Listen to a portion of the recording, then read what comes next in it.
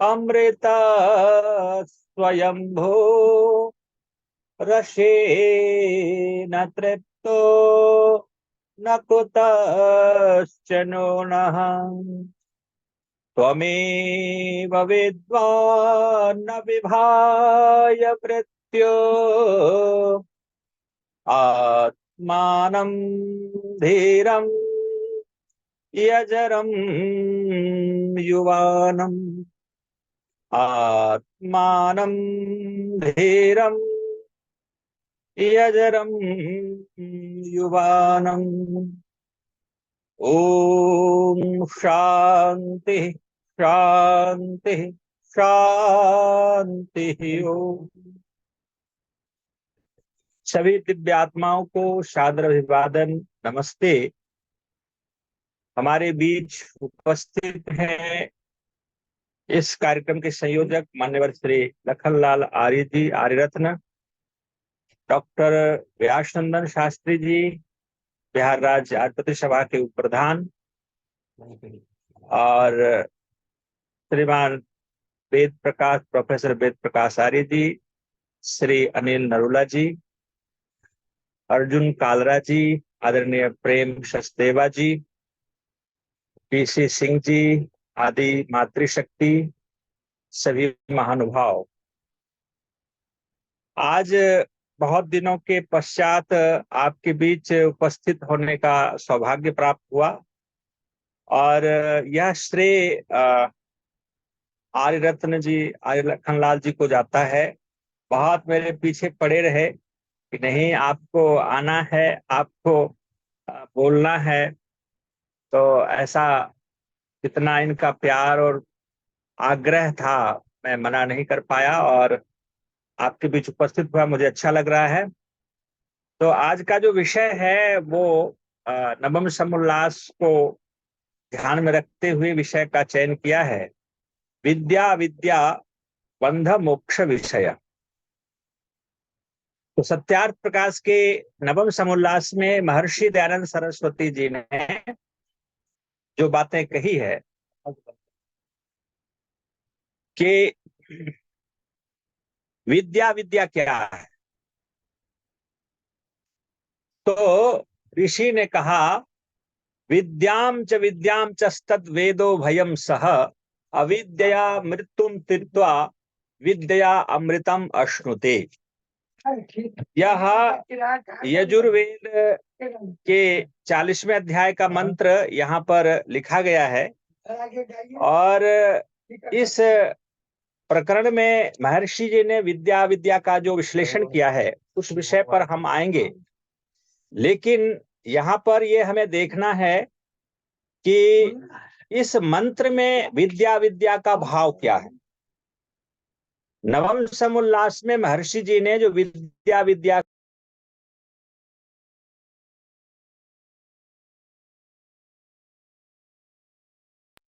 बात यहाँ पर हमें जाननी है कि मंत्र के माध्यम से परमात्मा यहाँ कहते हैं कि हे मानव,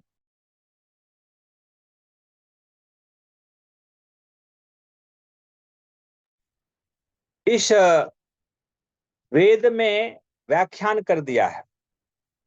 विद्या और अविद्या का अभिप्राय है कि परमात्मा कहते हैं कि जो विद्या है उसको भी हमने दिया और जो अविद्या है उसका भी उपदेश हमने किया। तो यहाँ पर समझने का विषय है कि परमात्मा किस अविद्या की बात करते हैं। जिस अविद्या को महर्षि जी ने सत्यार्थ प्रकाश के नवम समुल्लास में हाईलाइट किया, उसको प्रकाशित किया, क्या उसी अविद्या की बात परमात्मा भी कर रहे हैं वेद मंत्र में? तो यहां पर विचार करना है। निचले वाले पंक्ति में जो बातें लिखी गई है, अविद्या मृत्युम तीर्त्वा,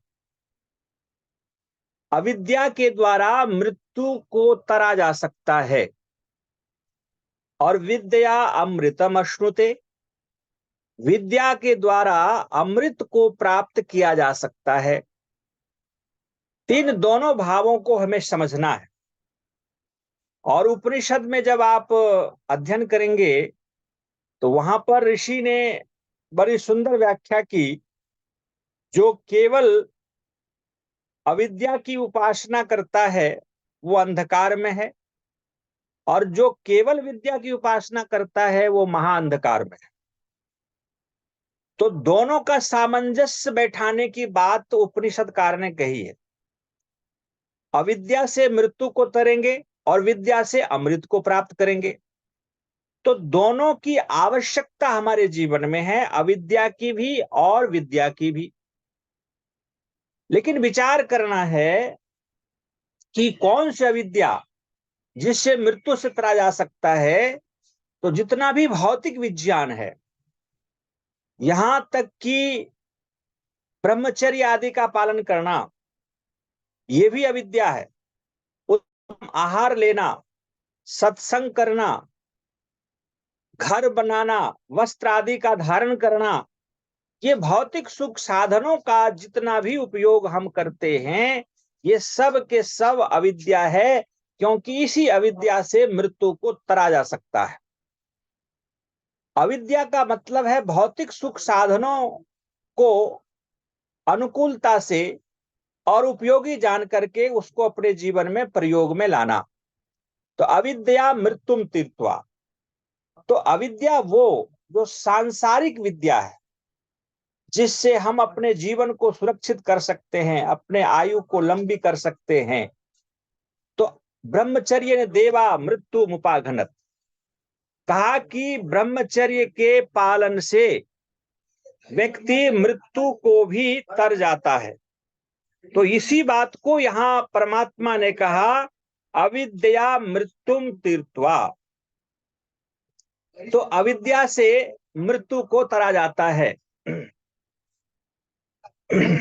एक स्वामी जी पंखा चला देंगे, थोड़ा सा पंखा चला दें।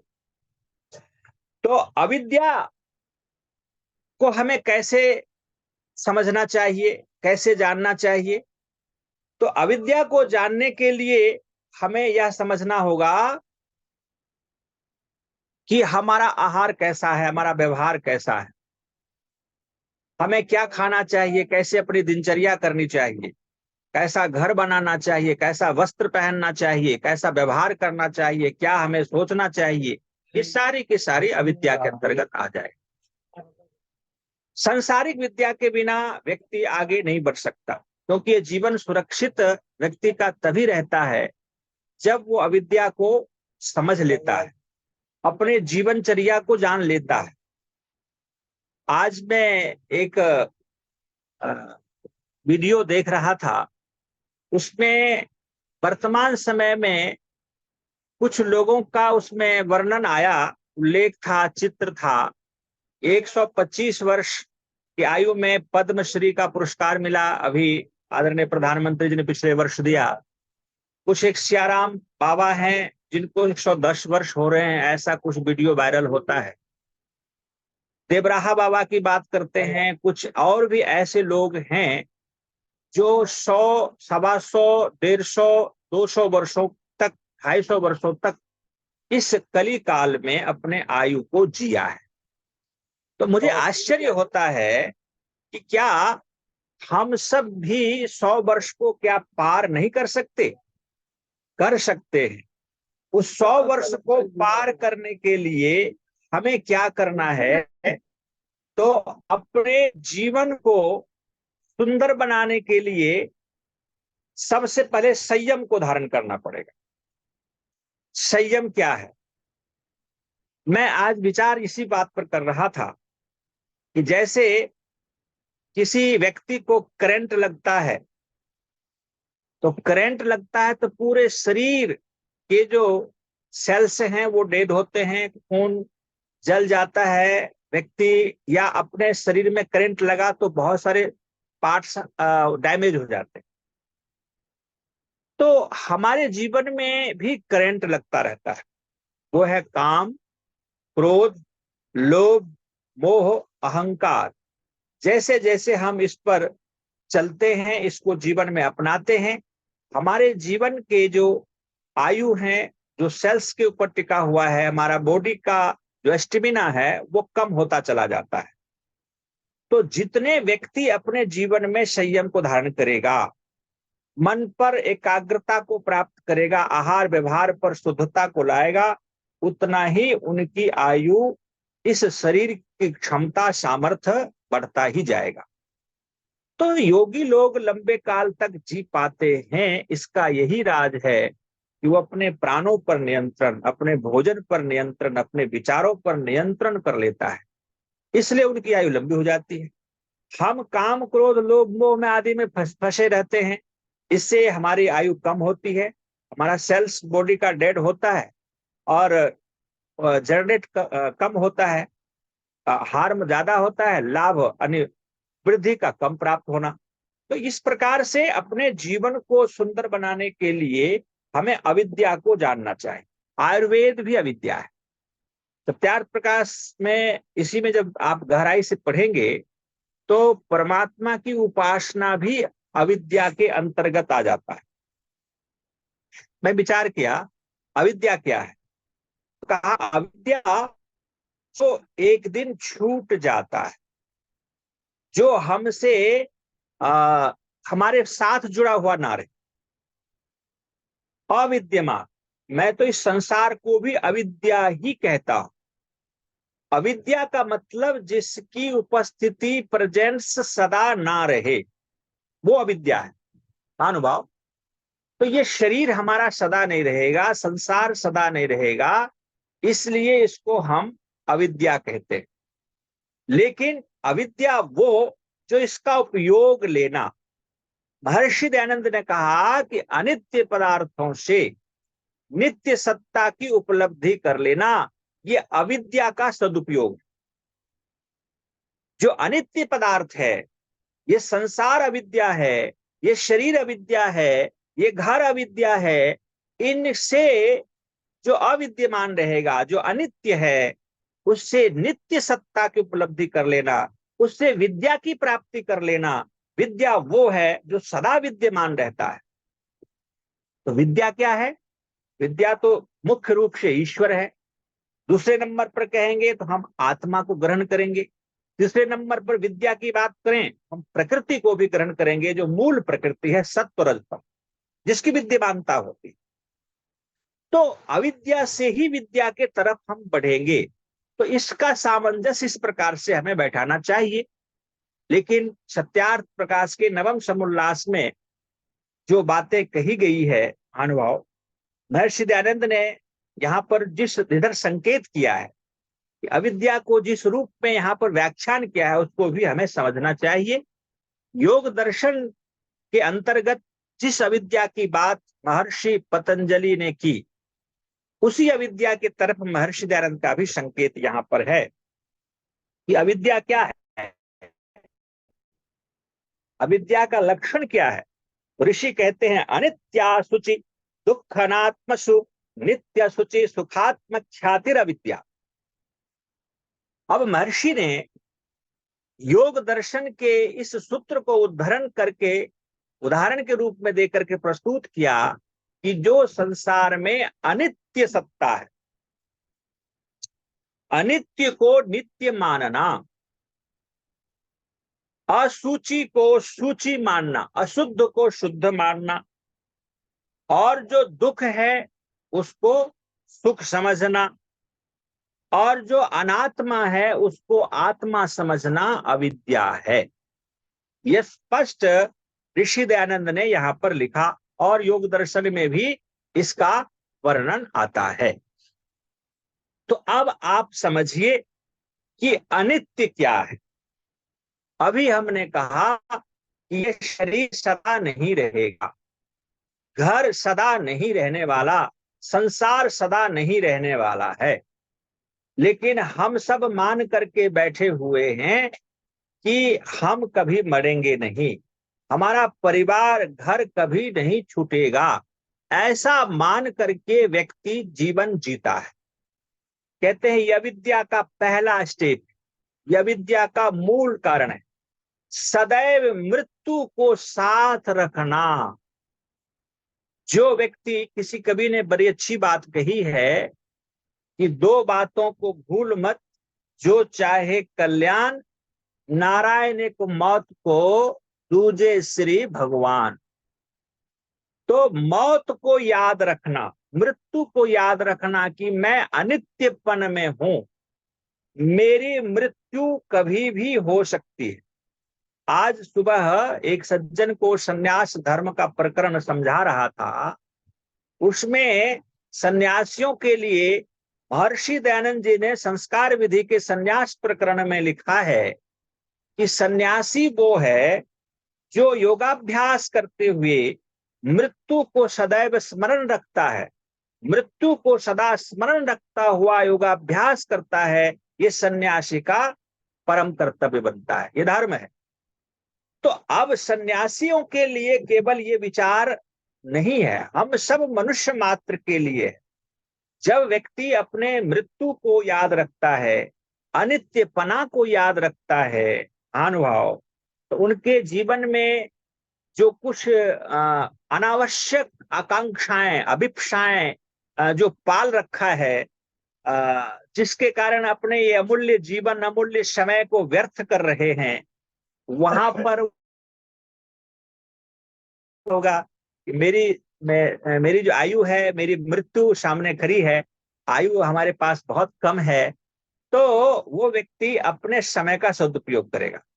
तो इसलिए कहा अनित्य वस्तु को अनित्य मानना, और अनित्य को नित्य मान करके हम तो सोचते हैं कि बुढ़ापा जब आएगा तो साधना कर लेंगे, कल कर लेंगे, जब बच्चे का बच्चे हो जाए, बच्चे व्यवस्थित हो जाए तो कल चल पड़ेंगे, लेकिन कल कभी आएगा ही नहीं। इसलिए सदा कहा अनित्य को अनित्य मानिए, ये जीवन अनित्य है, घर अनित्य है। यदि ऐसा नहीं मानते हैं तो अविद्या में पड़े हुए। फिर कहा अशुचि। अशुचि क्या है? तो कहा अशुचि वही है जो हम सूची मान करके बैठे। इस शरीर को जब हम बाहर से देखते हैं तो हमें आकर्षक दिखाई देता है, सुंदर दिखाई देता है। स्त्री को पुरुष के प्रति आकर्षण होता है और पुरुष को स्त्री के प्रति आकर्षण होता है। ये जो सौंदर्यता है, ये ऊपरी अविद्या है। कहते हैं कि जो व्यक्ति क्रांतदर्शी नहीं, जो ज्ञान चक्षु जिनका खुला हुआ नहीं है, वो ऊपर ऊपर तक ही वो देख पाएगा। लेकिन जो विवेकी पुरुष है, वो अपने दृष्टि को ऑपरेशन कर देता है, एक्सरे कर देता है। एक्सरे करके जब व्यक्ति देखता है तो अंदर क्या मिलता है कि मल मूत्र, रक्त, मांस, हड्डियां, ये पिंजरा को जब वो एक्सरे भाव से देखता है तो उस व्यक्ति के अंदर वैराग्य आता है, ये विद्या है। लेकिन हम बाह्य चक्षु से बाह्य स्वरूप को जब हम देखते हैं तो वो हमें सूची प्रतीत होता है, पवित्र प्रतीत होता है। हम असूचि को सूची मान लेते हैं, अपवित्र को पवित्र मान लेते हैं। ये अविद्या का दूसरा रूप है। तो हम अविद्या में फंसे हुए मनुष्य अपने शरीर के प्रति आकर्षित होते हैं, दूसरे के शरीर के प्रति, दूसरे के धन के प्रति, भोजन के प्रति, वस्त्र के प्रति, ये जो आकर्षण है, जबकि ये सब अशुचि है। तो अशुचि को शुचि मानना अविद्या है। तो हमें विद्वान बनना पड़ेगा।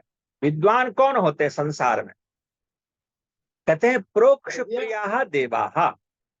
जो संसार में, इसको बंद कर, एक बंद कर, जो प्रोक्ष होता है उसको वो विद्वान देखता है, वही देवता है।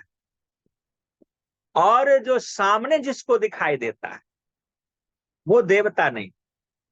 जो आज देख रहा है, जो बस दिखाई दे रहा है, उसको ही वो समझ रहा है, तो समझ लीजिए कुछ साधारण व्यक्ति, वो दिव्य आत्मा नहीं। जो पड़े जाकर के देखता कि कल क्या होना है, इस शरीर के अंदर क्या है, जब ये परोक्ष पड़े भाव को देखता है, वही विचक्षण पुरुष, विशेष देवता हैं। उसको देव कहें, विद्वान कहें।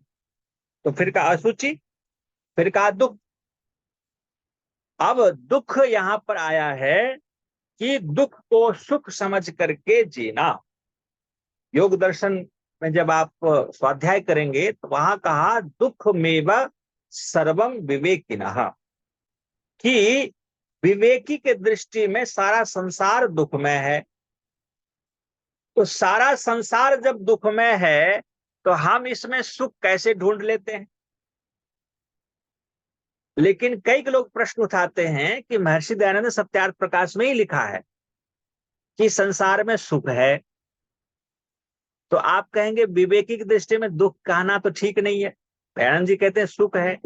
हाँ, सुख तो है, लेकिन दुख मिश्रित होने से विवेकी के दृष्टि में ये दुख ही है। सुख भी होते हुए भी दुख विवेकी ने माना। तो हम इसको दुख कैसे मानते हैं इस रूप में, क्योंकि ये संसार में जो सुख ढूंढ रहे हैं, ऑलरेडी सुख होता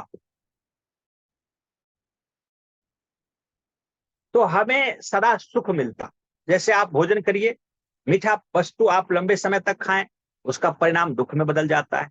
स्वादिष्ट भोजन अधिक खा लें, भूख से ज्यादा खा लें, तो उसका परिणाम दुख में बदल जाता है। स्वादिष्ट भोजन भी अस्वादु लगने लगता है। तो ये जो सांसारिक विषय है, इसमें सुख होते हुए भी इसका अंतिम परिणति, अंतिम परिणाम दुख है। इस दृष्टि से विवेकी के दृष्टि में ये संसार दुखमय है। तो ये संसार दुख सागर है। और पहले कहा दुख क्यों हुआ, तो कहा जन्म होना, दुख जन्म प्रवृत्ति, दोष मिथ्या ज्ञानम उत्तर उत्तर पायत तदर्थम अपवर्ग। तो कहा दुख क्यों हुआ, तो कहा कि जन्म ही दुख का कारण है। ये शरीर में आना ही दुख है। फिर जन्म क्यों हुआ, कहा प्रवृत्ति होने से। व्यक्ति का जन्म प्रवृत्ति से होता। प्रवृत्ति जो विचार है, जो उनकी चाहना है, हमने संसार में आने की भावना रखा इसलिए संसार में आया। फिर कहा प्रवृत्ति क्यों बनी, तो कहा दोष से। अब दोष क्या है, दोष का मतलब होता है कि अज्ञान अविद्या से जो हम अपनी आकांक्षा अभिप्सा पाल लेते हैं, प्रवृत्ति बना लेते हैं कि मुझे सुंदर घर चाहिए, सुंदर गाड़ी चाहिए, बड़ा पद चाहिए, और पद मिल गया तो हम पद कभी छोड़ेंगे नहीं। तो इस प्रकार की जो भावना है, तो कहा कि व्यक्ति इसको ऐसा बना लेता है कि ये सब दुख है, लेकिन इसको सुख समझ करके व्यक्ति जीता है। तो ये अविद्या का दूसरा रूप। फिर का अनात्मा। अनात्मा में आत्मबुद्धि करना एक क्लेश है, अस्मिता। तो अस्मिता क्लेश क्या होता है कि हम शरीर को ही मैं समझ करके हम जीने लग जाते हैं। बुद्धि और आत्मा को हम एक भाव में समझ लेते हैं, महानुभाव। जैसे बुद्धि का निर्णय अलग है और आत्मा का निर्णय अलग होता है। जैसे चंदन के पेड़ के पास दूसरा कोई वृक्ष, अन्य पेड़ भी सुगंधित हो जाता है, ठीक उसी प्रकार से आत्मा के निकट जो चित्त रहता है, तो चित्त में भी चेतना आ जाती। चित्त चेतनवत, मन चेतनवत व्यवहार करने लगता है।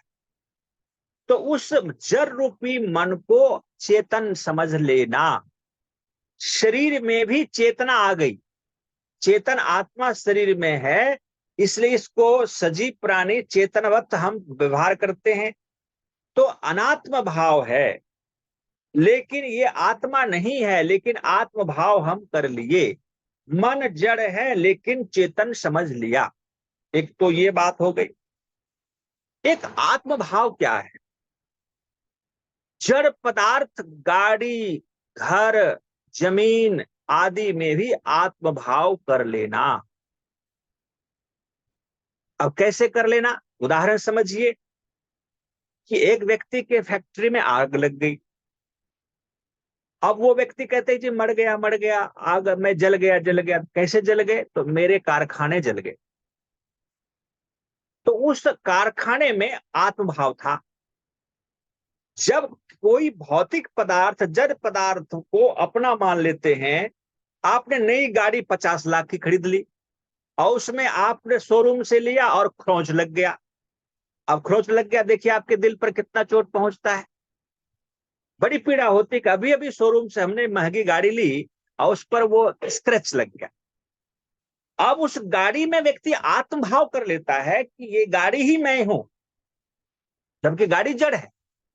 ये जो आत्मभाव है, तो कहते हैं कि अनात्मा में आत्मभाव को करना।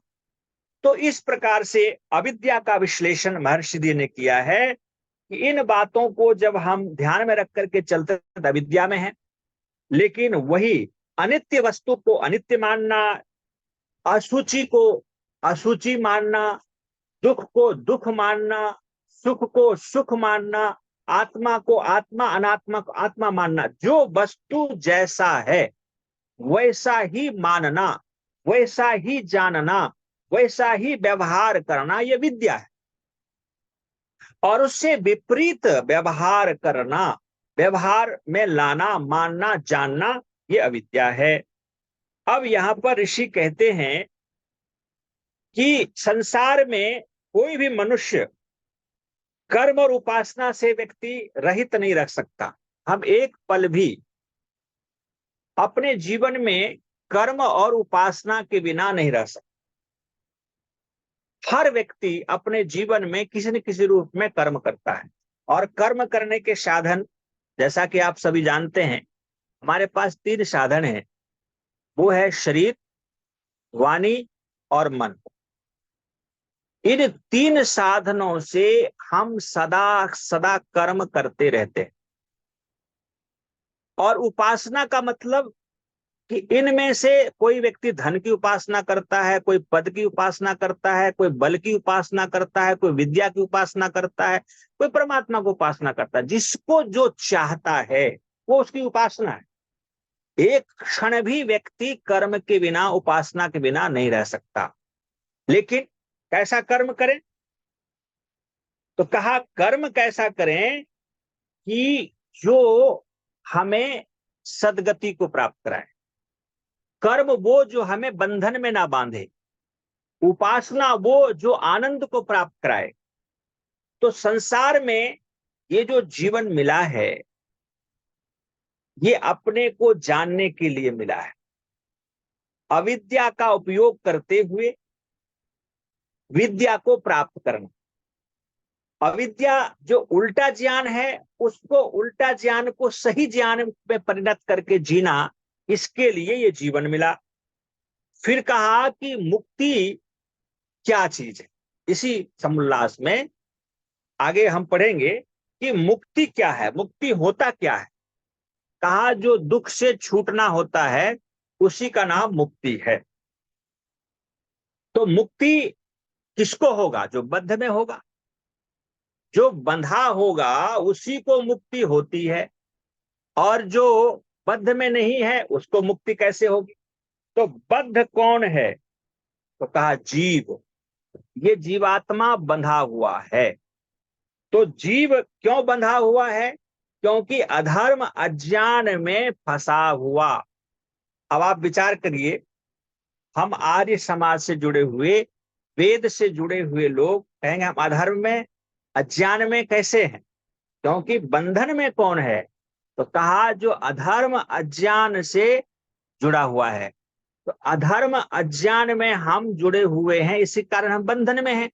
तो अधर्म अज्ञान क्या है, कहा यहां पर अधर्म अज्ञान वो है जो वस्तु जैसा है वैसा व्यवहार ना लाना, उसको वैसा ना मानना, ना जानना। अज्ञान क्या है, कहा अज्ञान, अभी आपने समझ लिया कि जो वस्तु जैसा उसको वैसा ना मानना, वैसा व्यवहार ना करना। तो अधर्म अज्ञान को जब हम छोड़ देते हैं तो हमें मुक्ति मिल जाती है। और कई जगह ऐसा आता है कि जीव को तो सदा मुक्त ही है, जीव कभी बंधन में नहीं आया। जीव के बारे में इसी समोल्लास में ऋषि लिखते हैं कि नित्य शुद्ध मुक्त मुक्त स्वभाव वाला जीवात्मा कैसा है, नित्य है, शुद्ध है, बुद्ध है, मुक्त है। तो फिर ये बंधन में कैसे आ गया? तो ये बंधन कहते हैं ये माना हुआ है। अच्छा, एक विचार करके देखते हैं इस पर कि शरीर में 9 द्वार है, अष्टाचक्र नवद्वारा देवानाम प्रयोज्या। अब ये जो 9 द्वार हैं, तो 9 द्वार में से किसी दरवाजे से भी आत्मा निकल सकती है। आत्मा इस शरीर के एक एक रोम में छिद्र है, शरीर के एक एक रोम कह लें, केस कह लें, उसमें छेद है, आत्मा कहीं से निकल जाएगी। लेकिन फिर भी आत्मा इसमें बंधी हुई है, आसक्ति के कारण, राग के कारण, अविद्या के कारण, मोह अज्ञान के कारण वो आत्मा इससे छूट नहीं पाती। आत्मा तो सदा मुक्त ही है। आत्मा मुक्ति में रहते हुए भी अपने आप को बद्ध मान रखा है, कारण कि उनके पास समझ ऐसा है कि यही मैं हूं। जिस दिन ये समझ आ जाए कि मैं मुक्त हूं और मेरा स्वरूप कुछ और है, उसी क्षण मोक्ष हो जाएगा। जैसे स्वामी दयानंद जी ने सत्यार्थ प्रकाश में उदाहरण दिया कि एक बच्चा कहते हैं कि खेल रहा था खंभे को पकड़ के, और किसी ने हाथ में लड्डू पकड़ा दिया। अब वो बच्चा रो रहा है लड्डू को पकड़ के कि मैं अब इस खंभे से कैसे निकलूं, लड्डू छोड़ नहीं रहा है। तो कई लोगों ने आया, कोई कहा खंभे को काटिए, किसी ने कहा हाथ को काटिए या छप्पड़ को हटाइए, फिर ऊपर से बच्चे को निकालिए। तो वहां पर जो बुद्धिमान व्यक्ति था वो क्या करता है कि दूसरी मिठाई पकड़ाता है, और हाथ जब बच्चा छूट जाता है फिर बच्चे को हाथ में मिठाई दे देता है वो। तो कहने का अभिप्राय है कि हमें खंभा ने नहीं पकड़ा, खंभे को हमने पकड़ रखा है। हमारे पास बुद्धि नहीं है, ज्ञान नहीं है, यथार्थ बोध नहीं है। अज्ञान क्या है? यथार्थ बोध का अभाव। यथार्थ बोध का जब अभाव होता है तो हम अपने आप को शरीर मानते हैं, पुरुष मानते हैं, पति मानते हैं, पत्नी मानते हैं, पिता मानते हैं, भाई मानते हैं, अध्यापक मानते हैं। ये सब के सब उपाधि जन्य व्यवहार को अपना स्वरूप मानना, ये अज्ञान है, यही बंधन है। जब व्यक्ति इस स्वरूप से हट जाता है, जब इस स्वरूप को छोड़ करके आत्मभाव में आता है कि मैं ये नहीं हूं, मैं जो दिख रहा हूं वो नहीं हूं, मैं कुछ और हूं, तब व्यक्ति को मुक्ति होती है। फिर कहेंगे क्या आपने कह दिया या सत्यार्थ प्रकाश में श्री दयानंद ने लिख दिया और मैंने पढ़ लिया, सुन लिया, और क्या मुझे मुक्ति जाएगी? नहीं मिलेगी। ये है श्रुत ज्ञान। श्रुत ज्ञान से आज तक किसी को मुक्ति नहीं मिली। ये सबको पता होता है, शिकारी आएगा, जाल बिछाएगा, दाना डालेगा, भूल से फंसना मत, ये हम सब रट लगा रहे हैं। और प्रभाव मित्र भी यही प्रवचन कर रहा है, सत्यार्थ प्रकाश की बातों को रख रहा है, लेकिन वो भी बंधा हुआ बंदा। तो अब विचार करके देखिए कि ये सब जो ज्ञान क्या है, ये श्रुत ज्ञान है, यह शाब्दिक ज्ञान है, यह एक केवल हमारा आधार बनता है, ये सहायक है। वेदों को पढ़ना, पढ़ाना, सुनना, सुनाना हम सब आर्यों का परम धर्म है। सत्यार्थ प्रकाश हमको पढ़ना चाहिए, मुक्ति के बारे में विचार करना चाहिए, सुनना सुनाना चाहिए। लेकिन इस सुनने सुनाने से मुक्ति नहीं मिलेगी, अपितु यह आपका सहायता करेगा, यह आपका सहायक पाठ बनेगा। कब? जब इसको आत्मभाव में आप जीने लगेंगे, जब इस पर आप मनन करेंगे। श्रवण, मनन, निधिध्यासन और साक्षात्कार, ये 4 बातों को हमें ध्यान में रखना चाहिए। जब व्यक्ति इन 4 बातों को अपने ध्यान में रख करके जीता है, कि सुनना हमें चाहिए, पढ़ना चाहिए, स्वाध्याय मा प्रमदः, स्वाध्याय में प्रमाद नहीं करना चाहिए। लेकिन सुनने के साथ साथ हमें क्या करना है, ज्ञानी बनने के लिए, तात्विक बनने के लिए, तत्ववेत्ता होने के लिए हमें मनन करना पड़ेगा। मनन क्या है कि जो कुछ भी आपने सुना है, जो कुछ भी आपने पढ़ा है, उस पर आप एकांत में बैठ करके विचार करिए, उसको फिर से रिवाइज करिए माइंड में, और फिर उस पर निदिध्यासन करना, उसके साथ मनन के साथ, श्रवण मनन निदिध्यासन। अब निदिध्यासन क्या है कि आपको ये सोचना पड़ेगा कि जो कुछ भी मैंने पढ़ा है या सुना है वो सत्य है या असत्य है, इसका निर्णय लेना। जब व्यक्ति ये निर्णय ले लेता है कि ये बातें बिल्कुल सत्य कहा गया, कि ये शरीर मरण धर्मा है, ये शरीर अशुचि है, ये संसार अनित्य है, ये सत्यार्थ प्रकाश में दयानंद जी ने लिख दिया। अब आप मनन कर रहे हैं, निदिध्यासन कर रहे हैं, निर्णय कर रहे हैं। जब आप बार बार ऐसा विचार करेंगे, जब ये विचार परिपक्व होगा, जब ये निर्णय पक्का होगा, तब जाकर के उसका साक्षात्कार होगा। महर्षि दयानंद सरस्वती जी की बहन की मृत्यु 18 वर्ष की आयु में हुई, चाचा की मृत्यु 19 वर्ष की आयु में हुई, और घर छोड़े थे 21 वर्ष में। अब उनको 2-3 साल लग गए कि मृत्यु को जानने के लिए, घर छोड़ने के लिए उनको कितना गैपिंग आया। तो बार बार उस बात पर व्यक्ति मनन करता गया, मनन करता गया, मनन करता गया। महर्षि जी जब मनन किए और एक दिन वो आया कि वो अपने जीवन में साक्षात्कार कर लिया, उस पर कार्यान्वित हो गए, वो कार्य को कर डाले। तो उसी प्रकार से शास्त्रों को पढ़ना और मनन करना, निदिध्यासन करना व्यक्ति जब बार बार करता है, और जैसे एक उदाहरण समझ लीजिए कि घर परिवार में गुस्सा एकाएक नहीं आता है। जब कोई व्यक्ति बार बार गलती करता है, उस विचारों को आप अपने आप को रोकते हैं, चलो कोई बात नहीं, चलो कोई बात नहीं, चलो कोई बात नहीं। जब उस विचार को रोकते रोकते जब नहीं सह पाता, तब आप गुस्सा फूट पड़ता है। तो आपको पहली बार में गुस्सा नहीं आता, कई बार रिपीट हुआ, वो बातें व्यवहार में आया, गलती हुई, फिर आपको गुस्सा आता है। तो उसी प्रकार से जो विचार क्रियान्वित कब होता है, विचार जीवन में चरितार्थ कब होता है, तो कहा कि जब उसको बार बार हम मनन करते हैं और उसको निदिध्यासन करते हैं, तब जाकर के वो एक दिन आपके जीवन में वह फल रूप में, प्रत्यक्ष रूप में आता है, श्रवण मनन निधिध्यासन, और साक्षात्कार हो जाता है। तो आप हम खूब प्रवचन करें, ना अयम आत्मा प्रवचन लभ्य, ना मेधया ना बहुना श्रुतेना।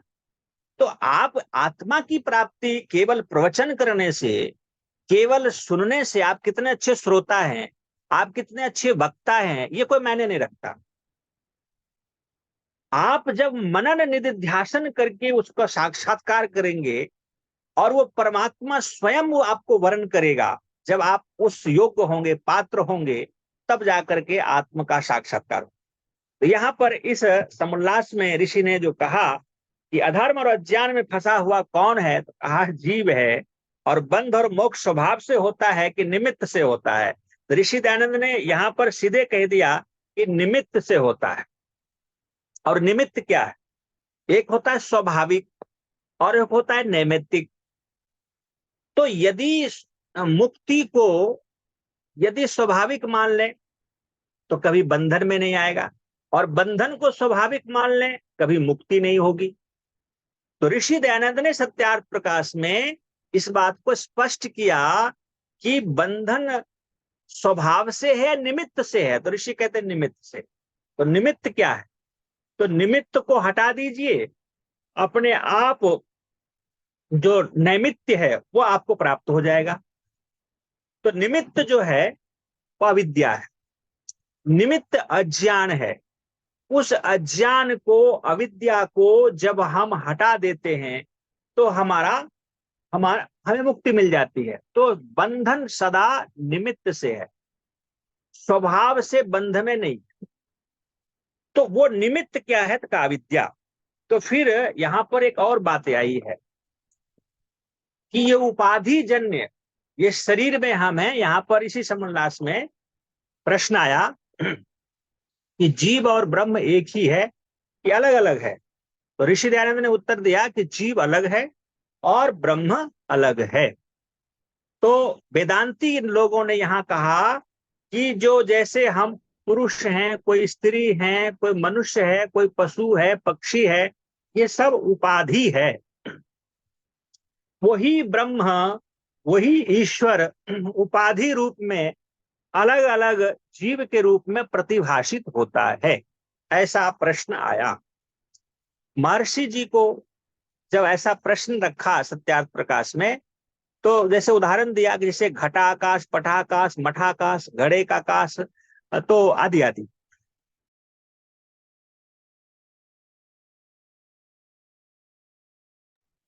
घड़ा अलग अलग है, आकाश तो एक ही है। तो परमात्मा एक है ऐसा कहना ठीक नहीं है। जीव अलग है, परमात्मा अलग है, ब्रह्म अलग है।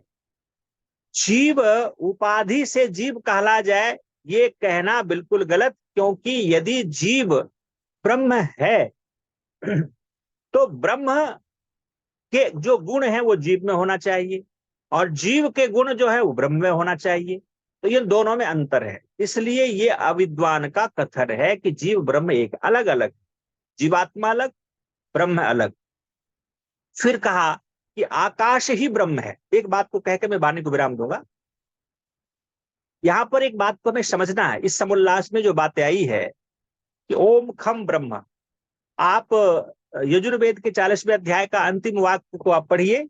अंतिम जो वाक्य है, ओम खम ब्रह्म, खम इति आकाश। तो वहां पर जो आकाश शब्द है कि ब्रह्म आकाशवत है। आकाश अलग है, ब्रह्म अलग है। वेदांती लोग आकाश को और ब्रह्म को एक मान करके व्यवहार करते हैं। महर्षि दयानंद ने भी यही कहा कि ये जो आकाश में नीला नीला दिखता है, ये क्या है? तो कहा ये तो पानी है। धुंधला दिखता है, वो क्या है? तो कहा धूलकण है। आकाश स्पेस का नाम है। लेकिन परमात्मा भी आकाश है। एक आकाश जो पंच महाभूत के अंतर्गत आता है, अग्नि, वायु, जल, आकाश, पृथ्वी। उस आकाश जो त्रसरेणु से बना हुआ है, जो निर्मित आकाश है, जिस पर ये पूरा संसार टिका हुआ है। सत्यार्थ प्रकाश में जब आप पढ़ेंगे तो कहा स एषा संभूतः आकाशा आकाशा संभूत वायु वायु अग्नि अग्नि आपा आपाद्भय। तो कहते हैं वो परमात्मा से आकाश उत्पन्न हुआ, आकाश से वायु उत्पन्न हुआ, वायु से फिर अग्नि उत्पन्न हुई, और अग्नि से फिर जल उत्पन्न हुआ, और जल से पृथ्वी उत्पन्न हुई। ये क्रम है। आप इसको ध्यान रखिएगा कि सबसे स्थूल सत्ता क्या है? पृथ्वी है। और पृथ्वी से आगे चलेंगे तो जल है, जल के बाद फिर अग्नि है, अग्नि के बाद फिर वायु है, वायु के बाद फिर आकाश है, आकाश के बाद परमात्मा है। तो परमात्मा ने सतरज तम से जो आकाश बनाया वो निर्मित आकाश है। लेकिन एक ब्रह्मीय आकाश है जहां पर महाप्रलय काल में परमात्मा भी रहते हैं, जीवात्मा भी, और मूल प्रकृति भी।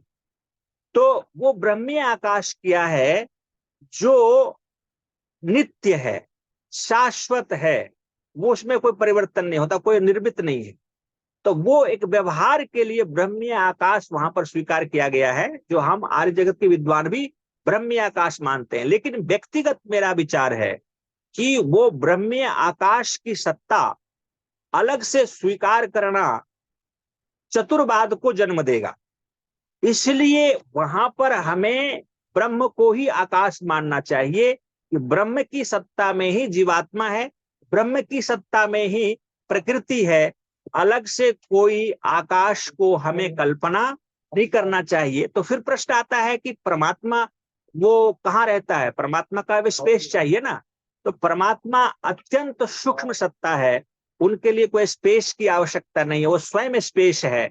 इसलिए उसी स्पेस में, उसी आकाश में, वही आकाश रूपी ब्रह्म में जीव, अनंत जीव का वास है, और सत्व रज तम जो मूल प्रकृति है उसका स्थान है।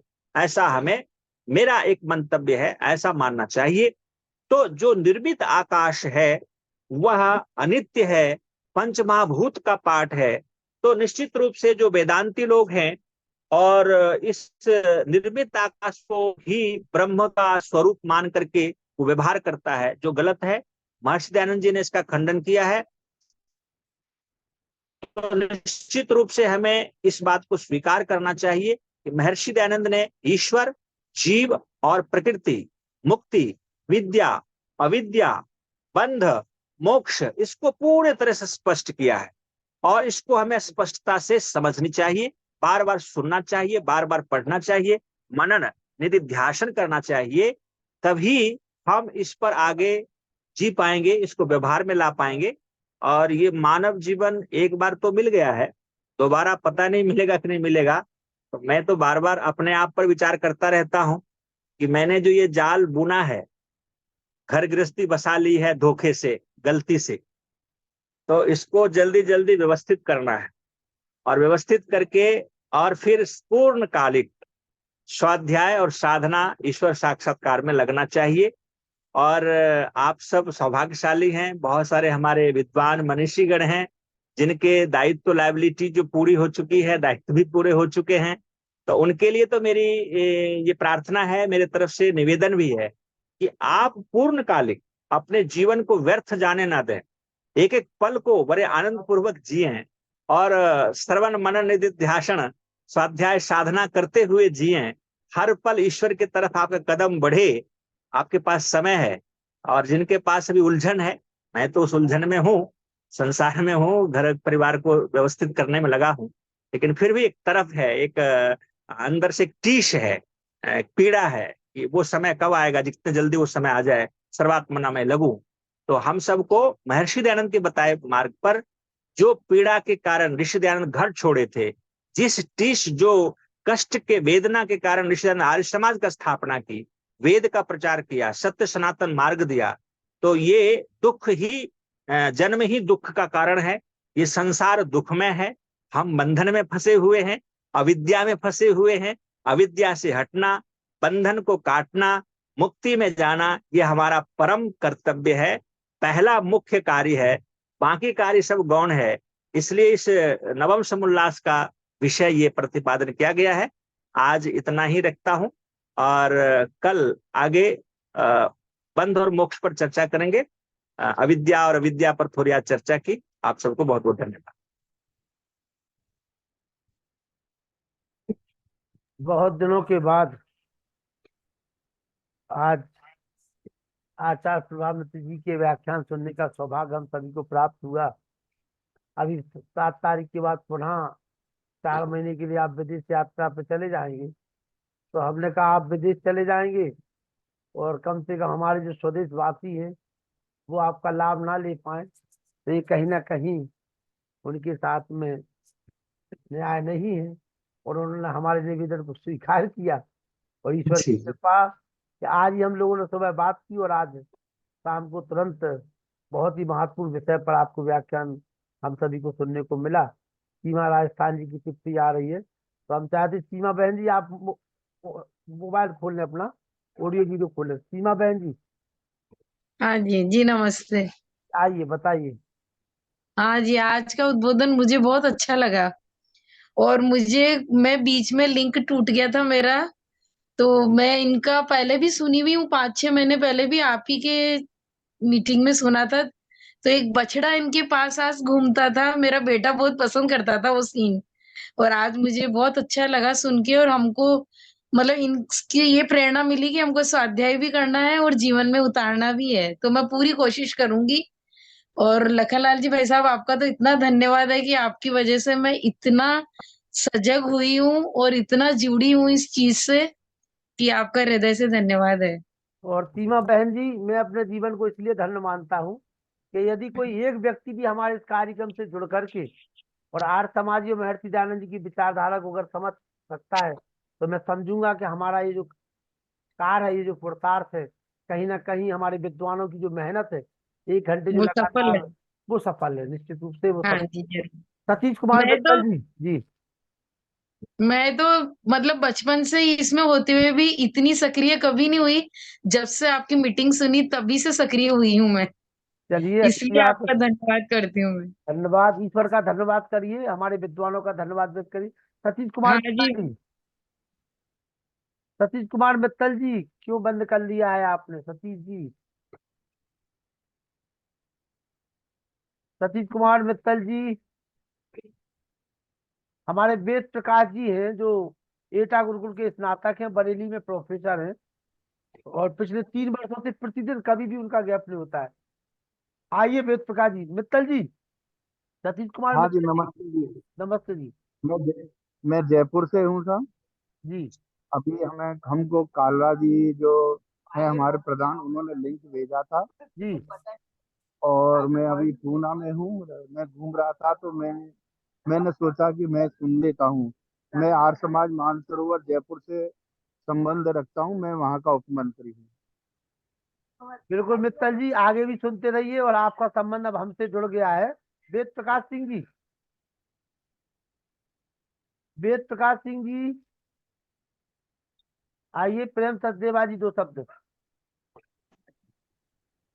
ओम। ओम। लखनलाल पुरुषार्थी जी, आपका बहुत बहुत धन्यवाद। आपके पुरुषार्थ की वजह से हम आचार्य प्रभा मित्र जी को सुन पाए। जाते जाते आपने उनको पकड़ ही लिया। आपका बहुत बहुत धन्यवाद। और आचार्य जी का तो धन्यवाद है ही। उनकी शैली हमें बहुत पसंद है। ऐसा नहीं है कि वहां जाके हमारे साथ नहीं जुड़ सकते, क्योंकि इंटरनेट है, जुड़ सकते हैं। तो बिल्कुल। ऐसा ऐसा कुछ प्रयास करेंगे, वहां भी आपको कुछ पकड़ लेंगे। लखनलाल जी छोड़ेंगे नहीं आपको। देखिए, ठीक है जी, लखनलाल जी प्रयास का तो एक करेंगे। सिद्धांत है कि पहले पकड़ो उंगली और फिर पकड़ लो कोंचा, फिर वो फिर वो छूट नहीं सकता। जी जी जी, आपका स्नेह है, स्नेह में बांध रखे हैं। जरूर जरूर ये हमारा इसलिए प्रेम हमेशा अमर रहेगा, वो गाना है ना। ठीक है जी, जी। बिल्कुल आइए, बिल्कुल। प्रोफेसर व्यासचंद्र शास्त्री जी, सभी विद्वानों की तरफ से आपकी टिप्पणी। जी जी। ओम भद्रं कर्णेभिः शृणुयाम देवा भद्रं पश्येमाक्षुभिर्यजत्राः स्थिरैरङ्गैस्तुष्टुवाग्गुंसस्तनभिर्व्यसेमहि देवहितं यदायुः। ओम शांति शांति शांति। आज के इस आर्यों का महाकुंभ एवं भारत को समझो अभियान के अंतर्गत हम श्रवण कर रहे थे आचार्य प्रभा मित्र जी को, जो लगता है कि पटना में ये भी स्वामी नित्यानंद जी के यहाँ हैं। स्वामी नित्यानंद जी के साथ हैं और बड़ा ही सुंदर भजन उनके माध्यम से सुनने को मिला है। निसंदेह मैं उस समय आर्य समाज मंदिर मुजफ्फरपुर में ही था जब थोड़ी देर सुना, उसके बाद फिर वहां से चला, और विषय बड़ा अच्छा हुआ है। और हमारे मित्रवर आदरणीय लखनलाल आर्य जी ने आपको समय उपलब्ध कराया है और आपने समय दिया, और बहुत महत्वपूर्ण विषय पर, जो कि महर्षि दयानंद सरस्वती का अध्यात्म विषय को लेकर के जो नवम समोल्लास सत्यार्थ प्रकाश का, वह विद्या विद्या बंध और मोक्ष विषय पर हम लोगों ने सारगर्भित विचार सुने हैं। महर्षि दयानंद जी महाराज ने बंध मोक्ष विद्या विद्या विषय को लेकर के बहुत सुंदर विवेचन किया है, और उन विवेचनों को यदि हम ध्यान से सुनते हैं, देखते हैं और उस पर चलने का अभ्यास करते हैं तो हमारा जीवन सुखमय तो होता ही है और हम आनंद की ओर बढ़ते हैं। जब हम आनंद की ओर बढ़ने लगते हैं तो हमारा जीवन पुरुषार्थी तो होता ही है, और हम ईश्वर के निकट अपने को समझते हैं, क्योंकि ईश्वर हर समय हमारे निकट है, लेकिन इसकी अनुभूति लोग नहीं करता। इस अनुभूति को वही व्यक्ति कर सकता है जो ओम खंग ब्रह्म, जो यजुर्वेद का अंतिम संदेश जिसको हम लोगों ने श्रवण किया, अर्थात परमात्मा आकाशवत है और वह आकाशवत होने के कारण हर जगह व्याप्त है, और हर जगह व्याप्त होने के कारण कहते हैं कि वह ओम है। अर्थात उस परमात्मा का मुख्य और निज नाम ओम, जिसके बोलने से ही व्यापकता की सिद्धि होती है, जिसके बोलने से ही हमारे अंदर एक प्राण का संचार होता है, जिसके बोलने से हमारी सुषुप्त जो हमारी कोशिकाएं वो जग उठती हैं और हम कुछ भी अपने जीवन में कर सकने के लिए अपने को उद्यम समझते हैं। अभी बड़ा ही सुंदर आपने सुना कि सीमा जी जो जयपुर से या कहाँ से जुड़ती हैं, राजस्थान से, वो किस प्रकार से जगी हैं इस कार्यक्रम को सुन करके। ऐसे बहुत लोग जग रहे हैं और निसंदेह जो व्यक्ति जागता है उसी को ऋचाएं प्राप्त करती हैं। यो जागरतम व्रजम कामयन्ते, जो व्यक्ति जागता है वही ऋचाओं को प्राप्त कर सकता है। इसलिए उत्तिष्ठत जागृता प्राप्ति वरण निबोधत, उठिए जागिए और अपने विभूतियों को, जो ऋषियों के संदेश है, उसको प्राप्त करने के लिए सजग हो जाइए। यही आज का मुख्य संदेश था। और बहुत आभार आचार्य प्रभा मित्र जी ने इस विषय को लेकर के हम लोगों का मार्गदर्शन किया। बहुत सुंदर, बहुत धन्यवाद। बहुत आभार आप सभी का। आइए हम शांति पाठ करें। आचार्य प्रभानंद मित्र जी को कोट सा प्रणाम। शांति पाठ।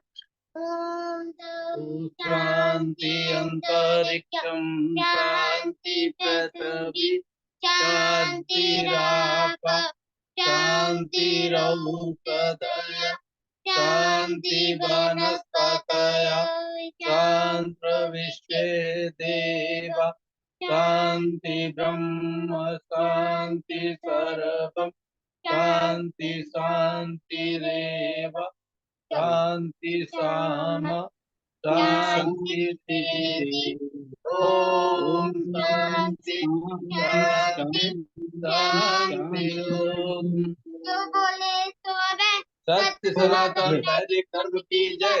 गुरु पर प्रजानंद की जय। योगेश्वर महर्षि दयानंद की जय। श्री कृष्ण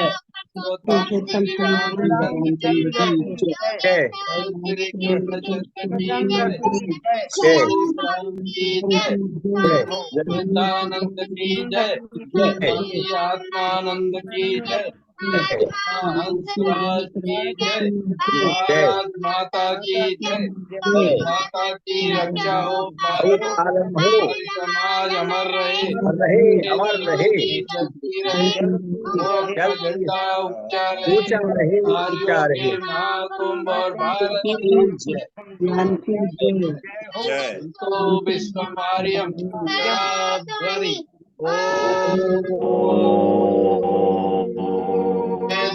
अभिवादन सबको नमस्ते। सभी को सादर नमस्ते। सभी के माइक को नमस्ते, नमस्ते, सादर नमस्ते जी। आचार्य प्रभा मित्र जी सादर नमस्ते। नमस्ते, नमस्ते, नमस्ते, नमस्ते। आराधना जी को सादर नमस्ते। आलोड़ा जी नमस्ते। सभी को नमस्ते। आचार्य जी सादर प्रणाम। आलोड़ा जी नमस्ते प्रणाम, जी। प्रणाम। मिलते हैं, पर कल मिलते हैं। कल जी, मुलाकात जी, करते हैं। आप बहुत सभी बहुत मिलकर से। बहुत बहुत आभार, सबका आभार। बंद नहीं, टूटी गैस।